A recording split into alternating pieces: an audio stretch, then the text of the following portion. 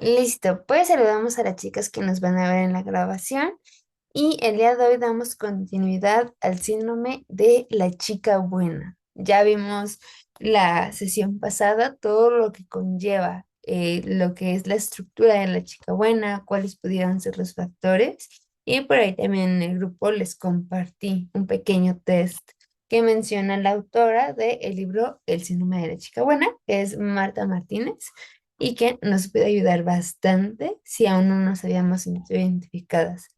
El día de hoy nos vamos a centrar en ¿y ahora qué? ¿Cómo podemos revertir esto? Algo que necesitamos tener claro como premisa es que no es un problema de carácter, es una adaptación al miedo, al rechazo o al abandono. Es decir, no es un problema, no es un mal rasgo de carácter, porque no es algo que lleve nuestro carácter, sino más bien es una forma de habitar el mundo. Por esa misma razón se lleva de esta manera, porque es con el miedo al rechazo o al abandono. No se vive desde el ser, no se vive desde la esencia, no se vive desde la conciencia, y más bien se vive desde el miedo, desde la evitación a lo que en otro punto ya nos hizo daño. Retomando un poquito lo de la sesión pasada, el síndrome de chica buena. Este síndrome es importante para nuestra parte práctica aclarar que es un patrón. Digo, me imagino que ya se dieron cuenta.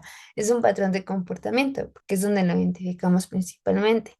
Que se aprende a lo largo de nuestra infancia con experiencias de rechazo o abandono, al mismo tiempo de exigencia, de control, de sobreprotección. Algunas de estas experiencias fueron directas, otras indirectas, pero aún así generan este impacto en nosotras. Por eso es importante que vayamos profundo a la hora de tratar este síndrome, ya que no es una forma de habitar el mundo que haya surgido de repente en nosotras, sino más bien es la consecuencia de no haber podido vivir y más bien por el entorno vernos en la necesidad de sobrevivir. Y bueno, este síndrome, como ya lo habíamos comentado, se manifiesta de varias maneras, cuando la mujer reprime sus verdaderas necesidades, emociones y límites, ya sea que cumplamos con las tres cosas o con alguna de ellas, para cumplir con expectativas externas. Algo que es sí, característico del síndrome de la chica buena es que vive para afuera, literal. No sabe vivir para ella misma, y no me refiero en un punto egocéntrico, más bien no sabe lo que es pasar tiempo con ella. Sabe pasar tiempo con otra gente, pero con ella no. Sabe cómo hablar con las demás personas, pero con ella no. Sabe cómo resolver problemas con las demás personas, pero con ella no.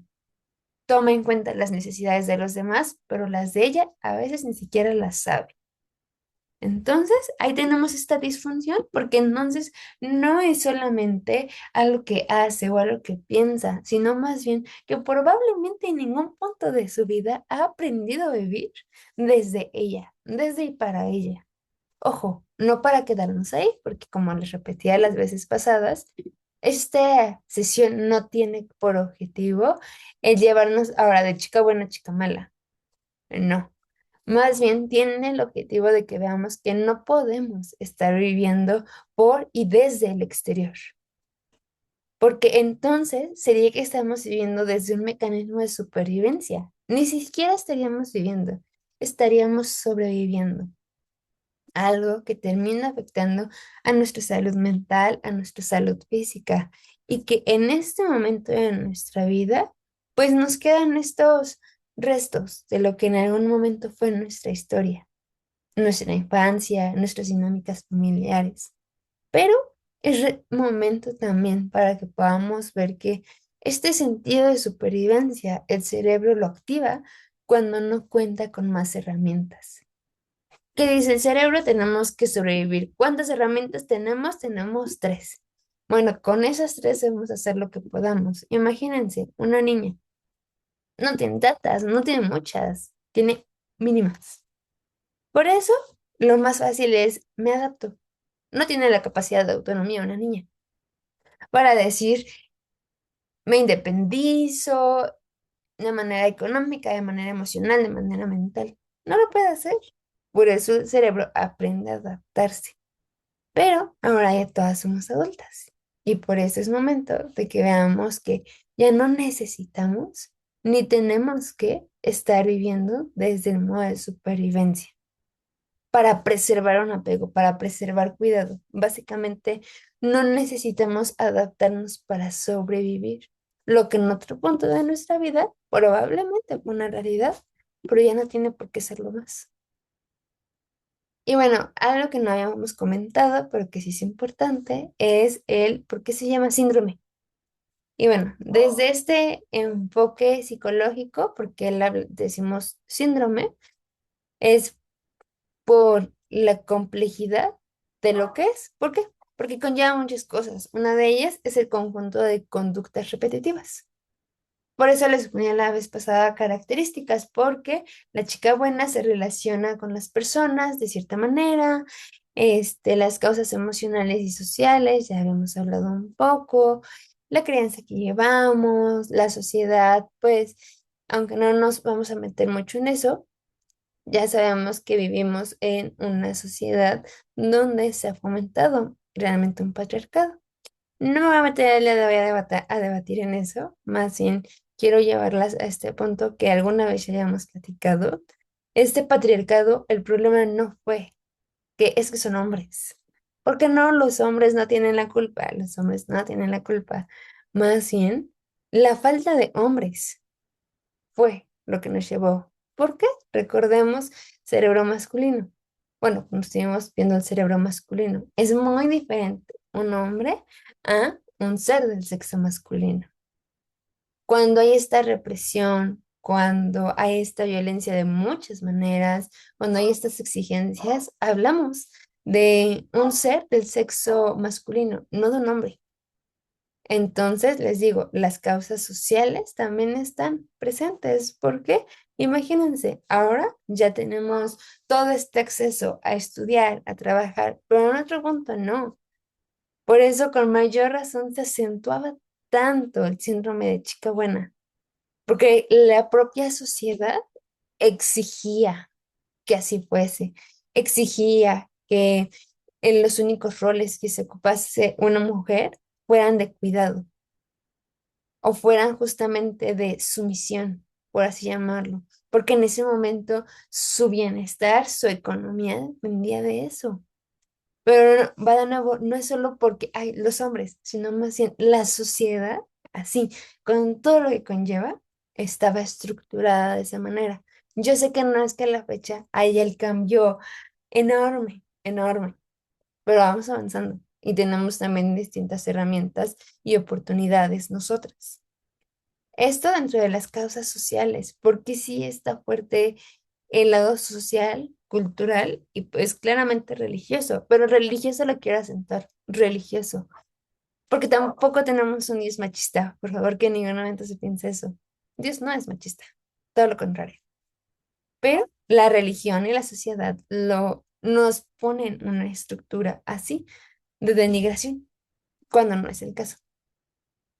De hecho, les voy a contar algo muy peculiar que digo como dato curioso aprovechando. A lo largo de las historias bíblicas, cuando Dios quiere hablar con alguna persona, si es un hombre, lo llama fuera del campamento o fuera del lugar en el que esté. Le pide subir una montaña, le pide cruzar un mar, le pide alguna cosa. Y cuando trata con las mujeres, siempre va y las visita. No las saca de su zona, no las lleva a que escalen y no porque no contemos con la capacidad o porque seamos débiles, sino más bien porque están en el mismo trato, el Señor tiene este cuidado. No porque no podamos, sino más bien por la condición de la estructura masculina. Necesitan salir de la zona de confort, necesitan esforzarse, no que nosotras no, más bien el mismo Señor cuida. Digo, esto lo menciono a propósito porque cuando nos metemos en cuestiones sociales y religiosas, creo que uno de los primeros pensamientos es que es machista, cuando realmente no. El que se ha pintado y el que varias personas, tanto hombres como mujeres, promueven, quizás, pero el creador no. Y bueno, también parte del síndrome son las consecuencias en la identidad, las relaciones y la salud mental. ¿Por qué? Porque este síndrome no solo impacta lo que hago, impacta lo que pienso de mí, lo que pienso de los demás, cómo yo me vinculo, lo que yo pienso que es una mujer, lo que yo pienso que es un hombre, mis relaciones interpersonales, cómo convivo con amigas, con los hombres también cómo convivo, y la salud mental. No es un diagnóstico clínico, ojo aquí, no empiecen con, es que yo tengo el síndrome, yo, como si fuera una enfermedad. No lo es, no lo es. Más bien es una categoría relacional y también emocional que ocupamos para ubicar estos patrones dañinos en la vida adulta. Entonces, el síndrome es porque abarca de manera muy integral nuestra identidad, nuestras relaciones y nuestra salud. Ahora la vamos a ver tanto física como mental. Vimos la vez pasada un diagrama similar, sin embargo, quiero que lo retomemos un poquito, esto de la lógica de la chica buena. ¿Por qué? Porque ahorita para explicar la parte práctica necesitamos entender un poco más racional lo que es el síndrome, porque desde ahí lo vamos a abordar. Sí, es un síndrome emocional, mental, un poco abstracto, si soy sincera, pero sí hay una estructura psicológica detrás. Para empezar, tenemos la herida de rechazo y abandono, que ya vimos ambas, que es básicamente lo que lo activa. A partir de esta herida se viene una creencia, que es, si soy buena, me querrán. Digo, quizás no es que nos levantemos por las mañanas con esto de, ay, si soy buena me van a querer, pero en nuestras conversaciones está, no quiero ser egoísta, no quiero ser payasa, no quiero ser mala, no quiero ser esto, no quiero ser aquello. Y se dan cuenta, llama la atención hasta cómo nos referimos, de lo que evitamos ser. ¿Por qué? Porque al final la creencia está presente, lo aceptemos, lo digamos o lo pensemos de manera directa o de manera indirecta también. A partir de estas conductas, digo, a partir de esta creencia, vienen conductas de sobreadaptación, ya lo habíamos hablado. Complacer, callar, otorgar, depender, todo eso. Porque, ¿qué pasa? Mi creencia es que si soy buena, me van a querer. Si me adapto, voy a sobrevivir. Por lo tanto, ante este escenario que se me presenta, pues voy a procurar complacer o callar. Un ejemplo, dependiendo de lo que se pida, dependiendo de con quién conviva. Peculiarmente, cuando llegamos a hacer esto, recibimos aprobación externa. ¿Qué es? No me rechazaron, me hablaron bien, sus gestos eran amables, me hicieron parte. La manera en la que podamos percibir aprobación externa, lo cual termina reforzando este ciclo. Pero al mismo tiempo, fruto de esto es la desconexión interna. Sobrepasé mis emociones, mis límites y mis necesidades. Por lo tanto, ¿dónde termino? Con ansiedad, vacío y relaciones desequilibradas. ¿Por qué? Aquí, ¿qué pasa? Se los voy a explicar así, pero espero no suene mal. Digo, es para explicar cómo funciona la conducta. La conducta funciona por condicionamiento. ¿Qué es el condicionamiento? Pues prácticamente lo que se hace con los niños o hasta realmente con los perritos. ¿Qué es? Si me das la pata, te doy premio. Cuando yo hago esto con un perrito, por ejemplo, si me das la pata, te doy premio, lo que hice yo fue un condicionamiento. ¿Qué pasa? Neurológicamente va a entender pata igual a premio, obedecer igual a placer. Así lo va a entender el perrito, de verdad que sí. Entonces va a ver que cuando me dé la pata, yo le voy a dar un premio. Se acostumbra y relaciona acción con reacción. Igual los niños. Acabó su tarea, se comió las verduras, postre, paleta, televisión. tiempo de juego. ¿Y qué se hace? Acción, reacción. Acción, reacción. Tú haces algo y ese algo tiene una cadenita de reacciones. Lo que te guste, lo vas a evitar. Es decir, si el niño, no lo sé, digo, esto no es parte de una creencia funcional, pero si a un niño lo castigan cada que no tiene su cama, como no es nada placentero, lo va a evitar. Pero si el niño cada vez que tiene su cama le dan una paleta, probablemente va a aumentar la conducta. ¿Por qué? Porque le va a gustar el condicionamiento que le están poniendo. Esto les digo, se hace como en varias cosas de nuestra vida, pero en el caso del síndrome de la chica buena, es importante retomarlo. ¿Por qué? Porque prácticamente se gestó ese conocimiento. Aquí, ¿cómo aplica?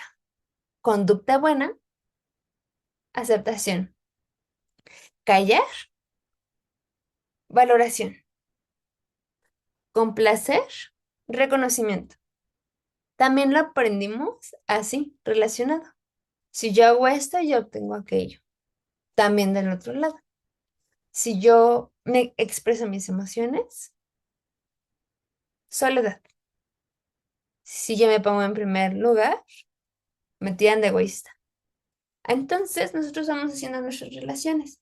Esto es igual a lo que sea más placentero lo vamos a repetir, lo que no sea tan placentero lo vamos a evitar. Así funciona la parte de la conducta humana. Y por eso les digo, es importante que veamos que este es un patrón, porque los patrones son condicionamientos. ¿Qué quiere decir? Dentro del núcleo de identidad y de creencias, esto que hago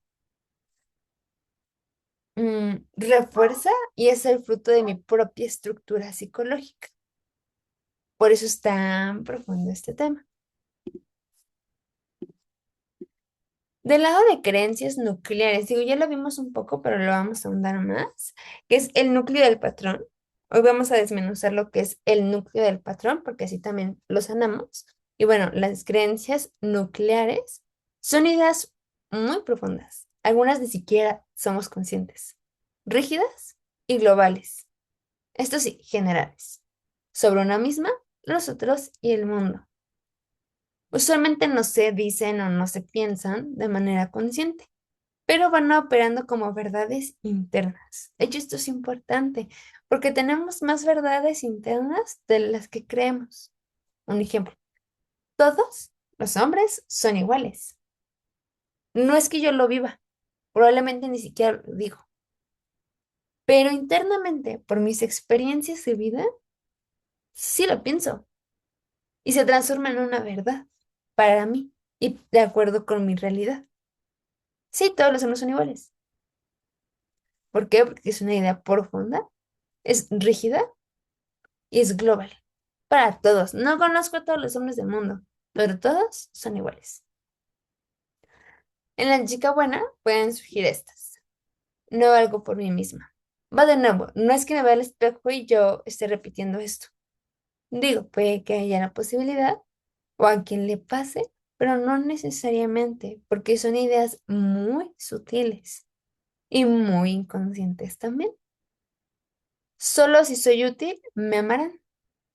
Yo podría pensar así, en voz alta, pero también se puede traducir en que siempre que llego a un lugar o siempre que estoy conviviendo con cierto grupo de personas, me da ansiedad si no ayudo, si no hago algo por los demás. ¿Por qué? Probablemente porque muy en mis adentros sí lo pienso. Y si soy útil, si me aman. También tengo que portarme bien para que no me rechacen. Mis necesidades no son tan importantes como las de los demás. Y aquí podríamos decir, por supuesto que no. Yo sé que primero van las mías y podemos saber, pero no quiere decir que lo vivamos, porque yo puedo aquí afirmar, claro, mis necesidades son más importantes que las de los demás. Pero, pero, en mi diario vivir estoy poniendo por encima de mis necesidades todo lo que se pueda presentar. Así que aunque no lo diga, realmente sí lo pienso y sí lo vivo. Si me muestro tal cual soy, tal como soy, me dejará. Tal vez no lo digo, pero me cuesta mucho trabajo ser transparente con las demás personas. Tal vez no lo digo, pero me cuesta mucho trabajo ser sincera. Ser fuerte es no necesitar a nadie. Quizás no lo digo tal cual, o quizás sí, pero si necesito algo, no le voy a pedir a nadie. Veo cómo lo resuelvo, me pongo de cabeza, pero pedirle ayuda a alguien, no. Si descanso, me priorizo, soy egoísta. Ese es un pensamiento que sí puede venir así como tal cual, pero también puede venir cuando estamos tratando de descansar o nos priorizamos en algo y viene ese sentimiento de culpa, de vergüenza. No lo digo, pero sí me siento. Y el amor hay que ganárselo. Posiblemente esta la hemos dicho, no lo sé, pero muy probablemente la hemos vivido en no voy a ser lo suficiente amada si yo no, no seré amada si yo, porque parece ser que a veces vivimos buscando ganarnos amor. Y eso se ve mucho en las relaciones interpersonales. Es que yo doy mucho y no recibo. Bueno, quizás la primera pregunta sería ¿por qué das mucho? ¿Tú qué quieres ganar? Quizás de esa idea introyectada de que el amor hay que ganárselo. Porque puede en el fondo estar también la idea de que, o bueno, lo he escuchado en varias vocecitas, que esta frase de es que yo soy muy difícil de amar. Aquí necesitaríamos poner un límite en el amor depende de quién lo da, no hacia quién lo da.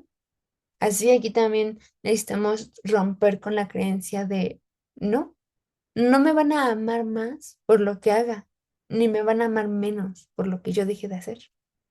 La persona va a amar según sus posibilidades. Y eso no solo aplica para nuestra vida adulta, sino aplica también para nuestros papás. No era por portarnos bien, no era por portarnos mal, era porque era lo que podían dar con y lo que tenían, vaya, en ese momento. También tenemos distorsiones cognitivas. Yo sé que se parece a las creencias nucleares, pero en este caso son las que mantienen el esquema. Las distorsiones cognitivas son errores sistemáticos de pensamiento que van reforzando las creencias nucleares. Ahora sí que la creencia existe y la distorsión es su refuerzo y mantienen el patrón activo. No sé si han visto como estos, bueno, me imagino que sí, estos legos y juguetes que se van uniendo. Bueno, así funcionan los patrones. Necesitan de creencias, pero también necesitan de distorsiones. Ya se van a dar cuenta entonces de cómo salimos del patrón. ¿Qué se necesita? Creencias fijas, profundas, globales, rígidas. También distorsiones necesitamos para que el patrón funcione. Necesitamos hacer que el patrón ya no funcione. Necesitamos quitarle como la tuerca para que ya no encuentre curso. En el síndrome, las principales distorsiones, digo, hay muchas, la verdad, pero las principales dos que yo pensaría engloban todas las demás es la generalización y la personalización, que quienes toman sesiones con su servidora o en terapia, pues han de saber de estas dos, que hemos también hablado de distinta manera, pero las hemos englobado. La generalización, si digo no, me dejarán. Lo absoluto. Nos vamos muy fácil a los extremos. Siempre, todos, nunca, nadie. A suponer también. Y aquí es cuando una experiencia pasada, quizá una desaprobación real en la infancia, se convierte en una regla universal. Es decir, yo no voy a expresar mis emociones porque me pueden dejar. Y aquí el punto es, bueno, ¿por qué creo eso? Me pasó con mis papás, quizás, pero yo ya lo transmito a todas las personas. Siempre me va a pasar eso. ¿Por qué? Porque expresar emociones significa desaprobación. El cerebro asume que poner límites, por ejemplo, siempre tiene consecuencias catastróficas, aunque la evidencia actual no lo confirme. La generalización. Les digo, el no salir a considerar y reflexionar más allá del propio patrón. Por eso acá es cuando a veces llegamos a preguntar, bueno, ¿y qué evidencia de esto tengo? Bueno, ¿y por qué digo esto? Bueno, ¿y por qué supongo aquello? ¿Por qué? Porque es importante desmenuzar todo lo que llena a nosotros de manera tan automática. Y por otro lado tenemos la personalización, parecido, pero la generalización es todos son, siempre pasa, nunca pasa, nadie es, todos son. La personalización es todo yo, todo yo, todo yo. Por ejemplo, si alguien se enoja fue mi culpa. No separo que la emoción de la persona le corresponde a la persona y ya. La persona decidió enojarse. Sí, sí estábamos discutiendo quizás, pero yo no provoco. Eso es algo que tiene mucho la chica buena. Es que yo provoco que me amen, yo provoco que se enojen, yo provoco que se queden, yo provoco que se vayan. Necesitamos quitarnos del patrón que nos lleva a ponernos también en el centro de todo lo bueno y de todo lo malo. Porque entonces no nos desapegamos de las personas y vivimos pensando que somos una extensión de sus actos. O al revés, que ellos son una extensión de nuestros deseos o hasta traumas. Es que hacen esto porque yo. Es que hacen aquello porque yo. Les digo para lo bueno y para lo malo. Se siente así porque yo. En ninguna de las dos se sienta bien, se sienta mal, esté feliz o esté triste, tiene que ver con la persona. ¿Por qué? Porque la emoción solamente la persona la puede sentir, tú no. Fuiste un factor en su día, en su historia, lo que quieras, sí, pero no haces sentir nada a nadie. También el lado de, es que se alejó, bueno, se alejó, más bien, solamente se alejó. Tú no haces que las personas se queden, ni haces que las personas se vayan. A veces la idea tan difícil que nos es de considerar que podemos ser amadas incondicionalmente, nos lleva a pensar que todo cambio, que actitud, comportamiento, palabra de quienes nos rodean, tiene que ver conmigo. Y entonces sí, tengo la culpa de todo. Y soy responsable emocionalmente de todo y de todos. Y eso es muy cansado. Cualquier incomodidad ajena es vivida como un error propio. Es decir, se incomodó, fue mi culpa. Dije esto, por eso hice la cara. Les digo, siempre nos estamos atribuyendo todo. Y la persona ni por acá. La persona ni me topa. Y yo ya siento que por mí, que por mi cara, que porque lo que yo dije. Cuando no, también necesitamos a nosotras mismas sacarnos de este cajón cuadrado donde nos pusimos de todo yo. De siempre tengo la responsabilidad de lo que hacen los demás, lo bueno y lo malo, porque es una experiencia hiper frustrante, donde estaremos luchando con algo que ni siquiera conocemos ni tenemos control, con la conducta y la vida de los demás, con querernos sentir en control por la responsabilidad que conlleva. Y pues claramente estaba reforzando la hiperadaptación. Me mimetizo al nivel de lo que los demás esperen de mí. Si están contentos, los voy a hacer reír más. ¿Por qué? Pues porque si están contentos, si yo los hago reír, pues van a estar más contentos y me van a querer. Pero también si las personas están tristes, me puedo mimetizar al nivel de, claro, fue mi culpa. Por mis palabras, fue mi actitud. Es que hace 2 semanas yo, no sé. Me acomodé el cabello así, posiblemente ella pensó que yo le estaba haciendo un feo. Les digo, todo este sobrepensar de las actitudes de la vida de los demás no es llegar a un punto en el que no nos importe, sino más bien dejar de culparnos y responsabilizarnos por todo. Y al mismo tiempo darle a las personas, yo sé que suena muy extraño esto, pero el chance de existir.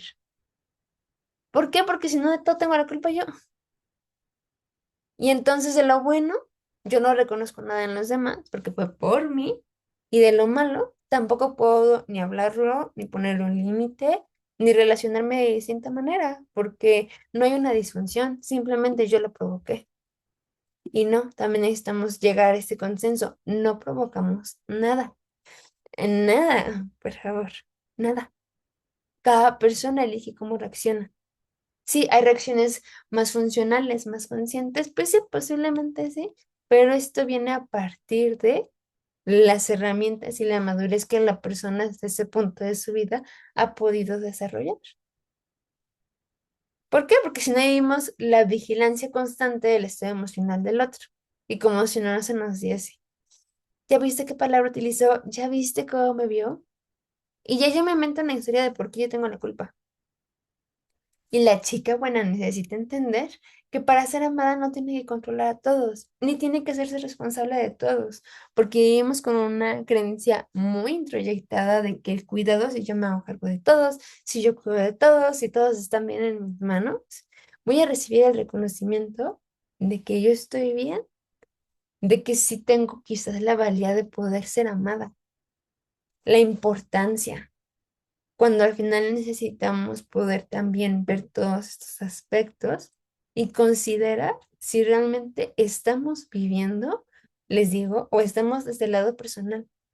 Me lo tomo todo personal. ¿Pero por qué? Porque de todo tengo la culpa. Porque de todo me necesito hacer cargo yo. Y tristemente ya en este punto de nuestra vida, si estamos en ese lugar, la gran mayoría de veces es porque hemos decidido estar en ese lugar. Porque se siente más cómodo el tener el cierto control de si yo te cuido, tú me amas. Si yo me responsabilizo de ti, tú me aceptas. A correr el inminente riesgo de dejar vivir y ser a la persona con todos sus asegúnes y decidir yo también concentrarme en mí, aunque la persona no eligiese permanecer conmigo, aunque la persona no me aceptase tal y como soy. Pero eso para la chica buena suena bastante catastrófico. Me salió que mi conexión a internet es inestable, digo, haciendo una pausa. ¿Me escuchan? Sí, Jimé, todo bien. Ah, ok, súper bien. Muchas gracias, Ma. Bueno, continuamos entonces. También tenemos las conductas evitativas, les digo, para que se mantenga. Este patrón es creencias, distorsión, conducta. Así es la suma. ¿Cómo hace que se mantenga el patrón de la chica buena? Bueno, se necesitan las creencias rígidas, se necesita la distorsión y por último la conducta evitativa, porque la chica buena, a pesar de que es muy buena, evita muchas cosas, que es la consecuencia visible. Las creencias y distorsiones no se quedan en la mente, se traducen en conductas evitativas, que son acciones que se destinan para evitar el malestar emocional. De hecho, la chica buena es muy entendido como justo, pobrecita, vive para todos. Y sí, no negamos. Pero también aquí les quisiera presentar otra cara de la moneda. Bueno, forma parte de la misma moneda. También está probablemente lo que hace es más por ella que por las otras personas. Me desvivo tanto por ti, pero no es por ti, es por lo que yo no arreglo en mí. No te pongo límites, pero no es porque te ame incondicionalmente, sino porque tengo miedo a perderte. Tiene más que ver conmigo la conducta que con la otra persona. Como ya lo hablamos en nuestra sección anterior, ahorita de distorsión, nos ponemos esta capa de, pues es que yo doy todo, todo, todo. Yo sí estoy al pie del cañón, me desvivo por ti. Dejo mis necesidades a un lado. No te pongo límites. Bueno, la pregunta de mí para mí sería, bueno, ¿y por qué? ¿Cómo por qué? Eso habla de mí. Eso habla de una necesidad mía. No de que yo ame muchísimo a la persona. De que yo sea la persona más servicial del mundo. ¿Qué queremos evitar? La culpa, el miedo, la ansiedad. Porque eso sí es muy incómodo. Aunque a largo plazo siga manteniendo el problema. En la chica buena, las más comunes son decir sí cuando en realidad quiere decir que no. Y la palabra es complaciente, pero también ese lado es más fácil lidiar con lo que a mí me incomoda que lidiar con tu rechazo. Elijo lidiar con vivir incómoda yo, porque no elijo vivir con tu rechazo. Callar lo que molesta para no incomodar. Prefiero guardármelo a no controlar tu reacción. Pedir perdón incluso cuando no es responsable. Ya, prefiero la paz porque me incomoda mucho el silencio. Me incomoda mucho la soledad. Ya, mejor por la paz. Yo voy a pedir perdón. Hacerse cargo de todo sin pedir ayuda. Si yo lo hago todo, pero probablemente no se quisiera de vuelta, quisieran todo por mí. Más bien, solamente me quería sentir amada. Solo quería sentir lo hiciste bien. Hasta eso para nosotros puede llegar a ser una forma de reconocimiento. Anticiparse a las necesidades de los demás. ¿Por qué? Yo ya vi que tú necesitabas esto. Porque es más fácil hacerme cargo de todos que hacerme cargo de mí. Es más fácil ver la necesidad de los demás que ver las mías. Justificar constantemente sus límites. Es que la persona es así. Pero porque yo quiero estar ahí. Yo quiero estar ahí. ¿Por qué? Por lo que la persona me proporciona. Que a veces no es mucho, pero es un paliativo para lo que yo no resuelvo en mí. Permanecer en relaciones desiguales por miedo a quedarse solo. No es que yo te ame muchísimo. No es que seas el amor de mi vida. O sea, es la mejor amistad que he tenido. Es que no sé estar solo, la verdad. Y peor es nada, aunque suene mal.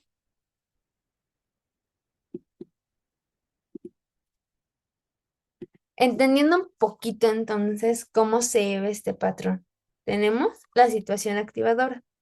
Ejemplo, alguien hace una petición, surge un conflicto. ¿Cuál es mi creencia automática? Si digo no, me van a dejar. Así, tal cual, mi creencia rígida. Digo no, me van a dejar. Mi distorsión cognitiva. Soy egoísta si me priorizo. ¿Por qué? Porque lo que la otra persona quiere, lo que la otra persona necesita, debería de ir primero. Me estoy personalizando, me estoy adjudicando hasta la necesidad de la persona. Súper sí, soy egoísta si no lo hago. Conducta evitativa. Mejor accedo, callo o me adapto, porque la posibilidad de que me dejes es más dolorosa que acceder. ¿Cuál es mi alivio inmediato? Evité el rechazo. Ni me sentí cómoda, ni quería, dejé a un lado mis necesidades, pero no me rechazaron. Y eso está bien, no me rechazaron.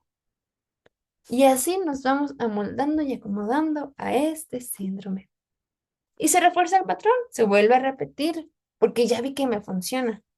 Y realmente es placentero evitar el rechazo.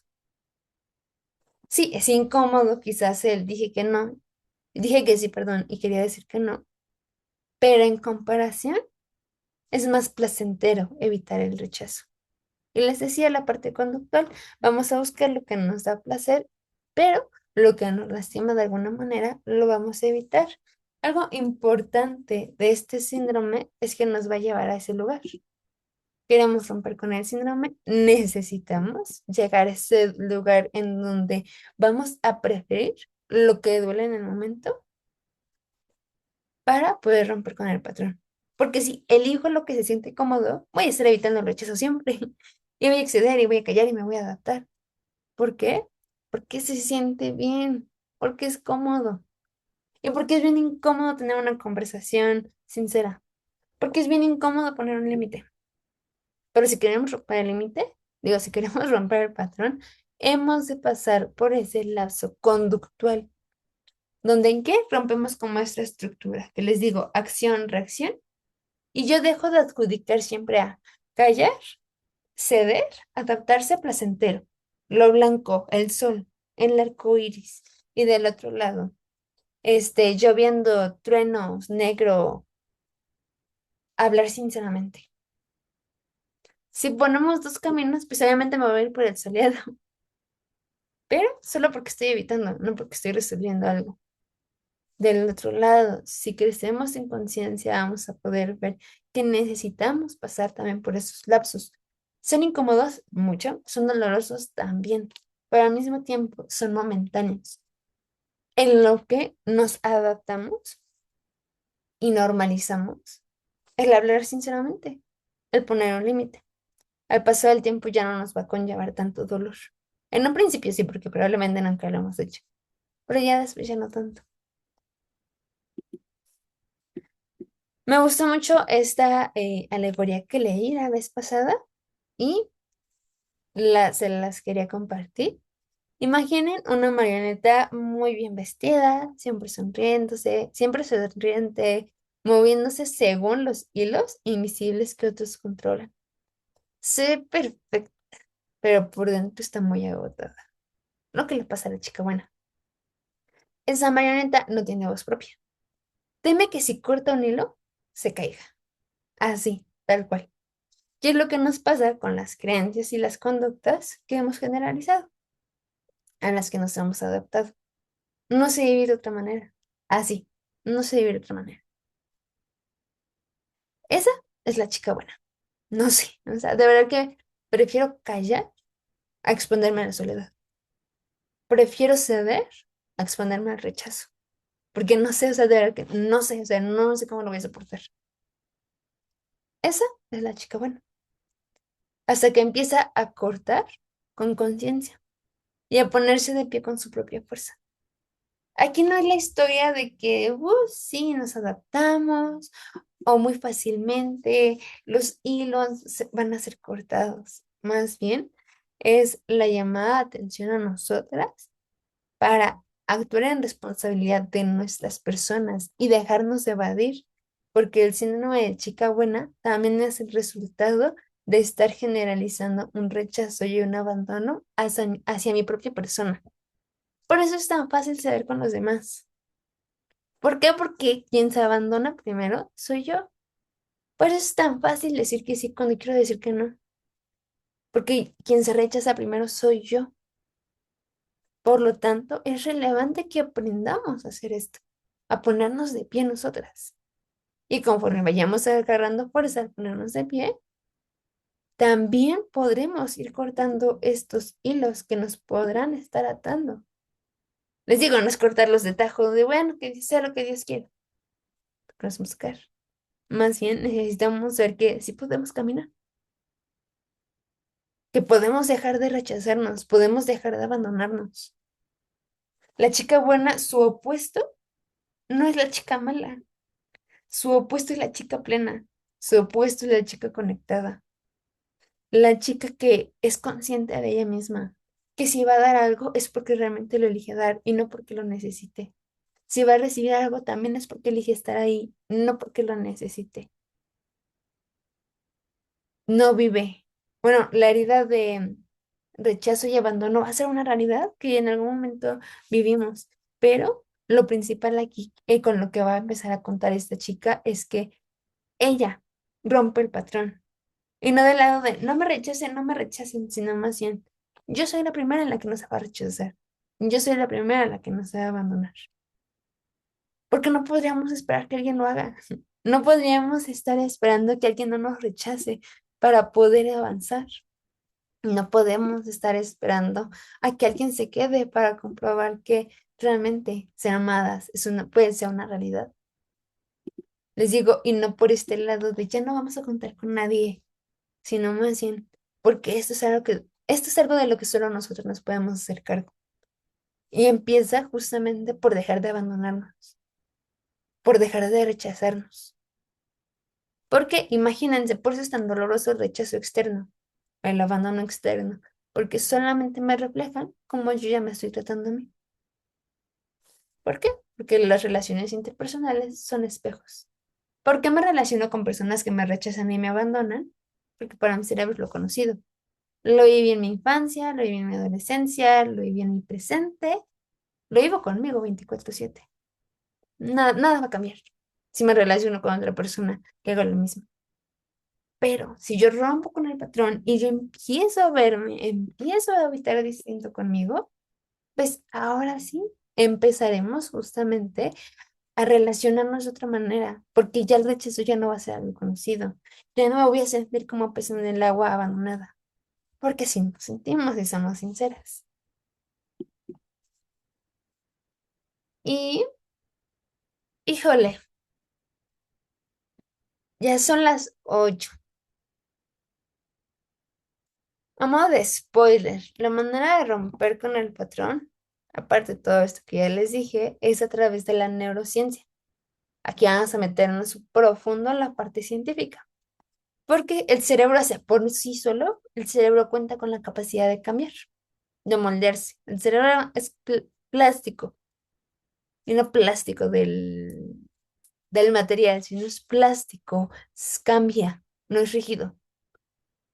Por eso el cerebro se puede reentrenar, por eso podemos cambiar los circuitos.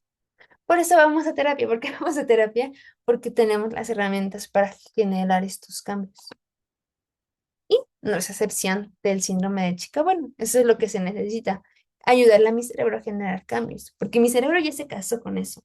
Mi cerebro, o parte de la estructura neurológica que yo ya tengo, psicológica más bien, es así. Y mi cerebro es la única manera en la que sabe vivir. Por eso es importante que le enseñen que hay otra manera. Y el cerebro la va a aprender. Como aprender a caminar. Así. Le va a costar trabajo al principio, pero el cerebro tiene la capacidad, porque es plástico y porque tiene la posibilidad de regenerarse. Pero hay que entrenar al cerebro. Y quiero que veamos algunas cosas puntuales primero de la neurociencia, porque me gustaría que entendieran cómo funciona. No es magia, es ciencia. Y también en el caso específico de la chica buena, que es relevante empezar a hacer distinto. Pero si nos vamos a llevar, la verdad es que todavía otro gran reto. Y como ven, lo dejamos para la próxima semana. Aquí sí me gustaría pedir opiniones. Resultado nos falta. No, pero avance. Ok, ok, avanzar. Ahorita. Ok, ok. A ver, a ver. Ahorita. Bueno, está bien. Vamos a llevarlo un poquito más light y la próxima semana aún así volvemos a reforzar. Digo, para no dejarlas así como en ceros. Vamos a llegar a este punto medio. La neurociencia sobre romper patrones. De hecho, a propósito, no sé si han visto la película de Romper el Círculo. Apenas la vi y la verdad es que se me hace muy interesante. Ahí se las. Yo tengo otra clase, entonces procedo a despedirme, chicas. Ok, Vicky, no te preocupes. Ahí vamos a llegar como a este punto, para que no quede como el cabo suelto y lo seguimos retomando la próxima semana. Muy bien, Becky. Mau, no te entendí. ¿La de las personas que son amigos? ¿Cómo? No Sí, entendí. la película es la del círculo de que son amigos todos y que se están conociendo, ¿o me equivoco? ¿O es la de No. Blake Lively? Sí, es esa, según yo. Ah, ok. Pero la de era una perdón si estoy haciendo muchos spoilers, pero era de la de que se enamora de un tipo y siempre era lo mismo. Sí, Ok, gracias. no hay de qué. Ya la había visto, la verdad. Continúa cuando salió, que es justamente como romper el círculo, este que menciona Mau. Y digo, no tampoco les hago grandes spoilers. Quien tenga Amazon Prime está ahí, también en HBO, me parece. En general es de una chica que crece con cierta historia, cierta estructura familiar y cuando es más grande, con su pareja, la repite de alguna manera, hasta que ella se le presenta la posibilidad de hacer algo distinto. Se los voy a dejar así para que no las spoilee tanto. Está realmente muy buena, la vi hace poco, ya la había visto cuando salió, pero no recordaba que sí es pertinente verla. Y bueno, ahora sí, ¿qué dice la neurociencia? Los patrones de sobreadaptación, como este que estamos viendo, se sostienen en circuitos neuronales repetidos que se han reforzado en la infancia. Imagínense una autopista. Lo único que tiene son las dos caminos. El camino que hace el cerebro, pues agarrarse uno de esos para poder estar funcionando. ¿Qué necesitamos hacer? Proponerle al cerebro un circuito distinto. Si yo no le propongo un circuito distinto al cerebro, a pesar de que yo esté, no, no, no, no sean controladoras, no, no, no, hay que centrarnos en nosotras, no se va a lograr. ¿Por qué? Porque el cerebro regresa a lo conocido. Por esa misma razón necesitamos presentarle otro circuito. Y la buena noticia, les digo, es que el cerebro es plástico, se puede reentrenar. Por eso, digo, por eso, por ejemplo, las personas que por alguna lesión, cirugía, algún caso que hayan tenido, dejan de caminar, pueden volver a aprender a caminar.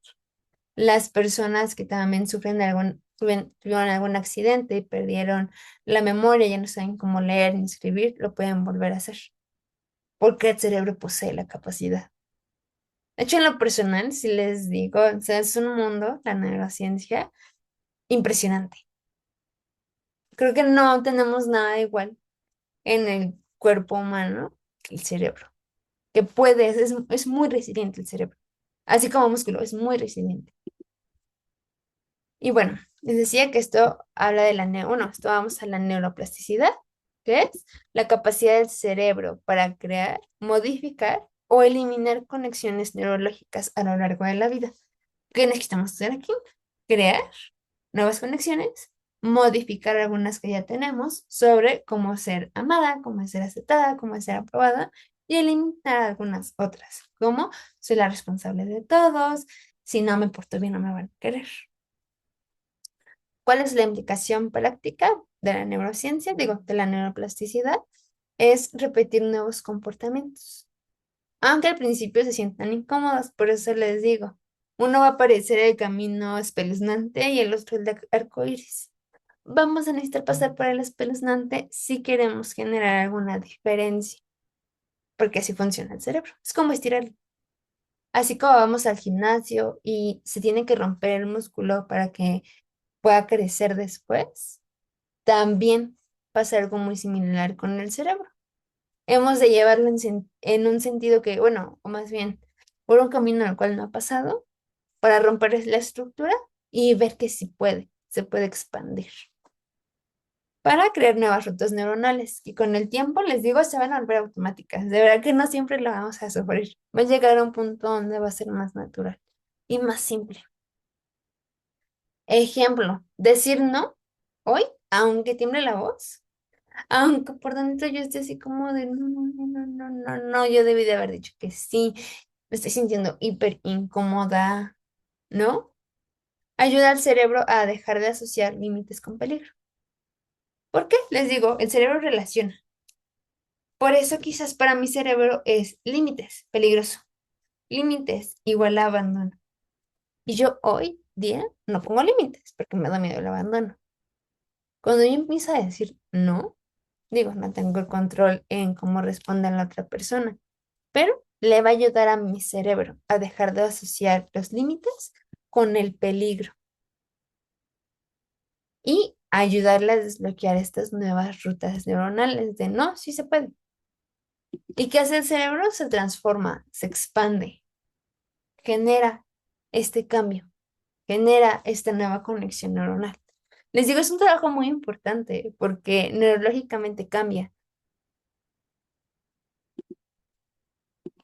Y bueno, yo creo que hasta aquí nos vamos a quedar porque sí tenemos bastante profundidad y me gustaría que pudiesen hacer una actividad esta semana.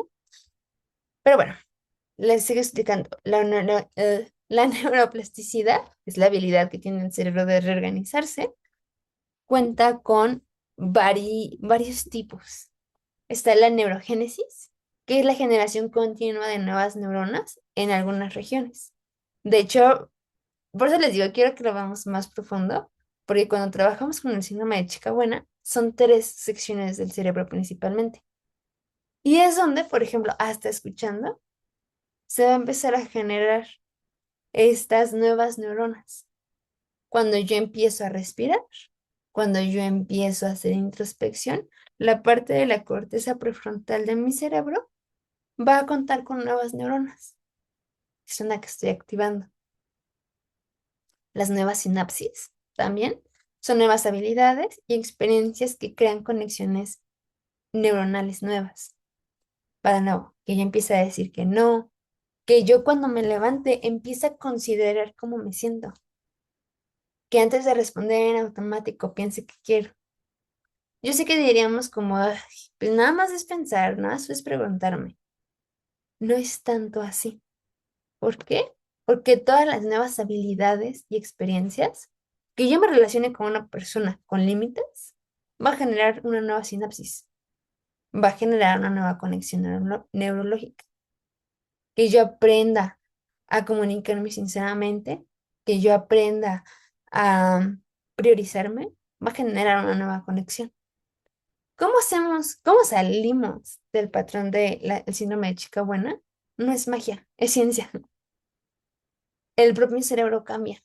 El propio cerebro nos ayuda a generar una nueva conexión, una nueva estructura de vida prácticamente, una nueva identidad, una nueva manera de vivir, de relacionarnos.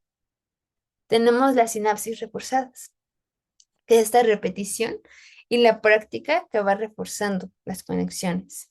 El estar teniendo nuestras sesiones de acompañamiento, porque sí, es bien necesario tenerlas. El estar de manera constante observándonos, evaluándonos, conociéndonos, también, porque las va reforzando. Y las sinapsis debilitadas, si no se usan, las conexiones se debilitan. Si no uso siempre la complacencia por evitación al rechazo, así tal cual. La complacencia por evitación al rechazo, ¿qué va a pasar con esa conexión neurológica que asociaba el CD con el no rechazo? Se va a debilitar. Y al paso del tiempo esas neuronas mueren. Eso es muy interesante. Conforme yo ocupe otra herramienta, les digo, vamos a ponerlo así. Imagínenselo, comunicación. Si yo empiezo a adquirir comunicación asertiva, con límites y sincera, se va a generar una nueva conexión.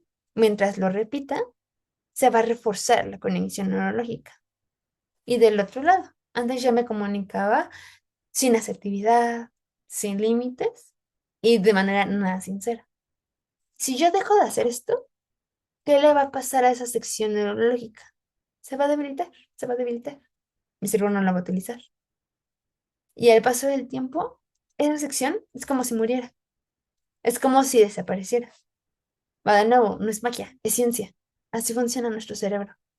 Así que tenemos la posibilidad de hacer las cosas distintas y de ser distintas, porque nuestro cerebro nos va a ayudar al cambio.